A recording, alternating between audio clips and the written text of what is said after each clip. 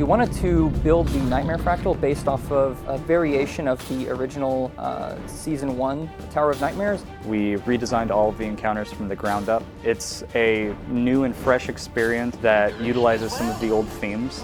The Nightmare Fractal actually started as a pet project by Cameron Rich. He came to me with this proposal at the beginning of the year, and we just sort of started working on it, trying to develop it alongside all of the other things we were doing. Once we got it to a point where we were really happy with it, it felt like it had great design and it had a lot of real potential. We put it on the backlog and started working on it full time. The general philosophy for the Fractals team when we design our content is to design 5-man instance content that can be played by anyone, but that has a very high skill cap at the end. Tier 1 Fractals need to be fairly easy. They need to be something that a fresh level 80 character can very easily get into. They need to be accessible. But they also need to hold some mechanical complexity that allows players to start learning the different kinds of skill sets that they'll need to perfect to get up to the higher tiers.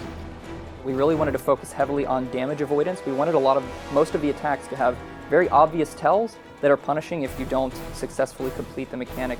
So you'll see a lot of big attacks that have large AoEs that you can dodge out of or sidestep that will punish you if you don't do that. We really wanted to create something where we are teaching our players through our content how to get better at our game, and in particular how to get better at team-based content. The creatures have really awesome animations.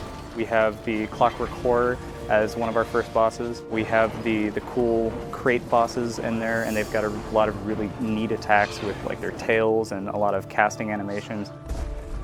Probably my favorite is the Oritus, known as Syax, and he's a lot of fun. He incorporates some new mechanics. So you'll see some fixate mechanics where players will have to kite around some ads that are trying to get to them and explode.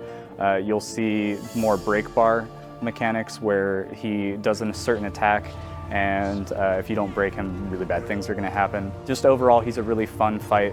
The final boss in this Fractal is probably my favorite. It really feels quite frantic, especially when you get to the low health stages. It's got a nice break-in and pacing where you start out and you're just fighting him with some very basic attacks, and then immediately once you get him down to 66%, he does his bullet hell phase, and it really kind of slaps you in the face saying, all right, wake up, you better start dodging some things, you're going to take a lot of damage. You'll notice that a lot of this stuff you don't see anywhere else. Like, these are some really cool bullet hell patterns. We have the new bouncing projectiles. That's all stuff we had to build specifically for this Fractal. We're really proud of the work that we've done with the Nightmare Fractal. We're really excited to see how players react, and we're really looking forward to seeing players discover something new that we haven't done before.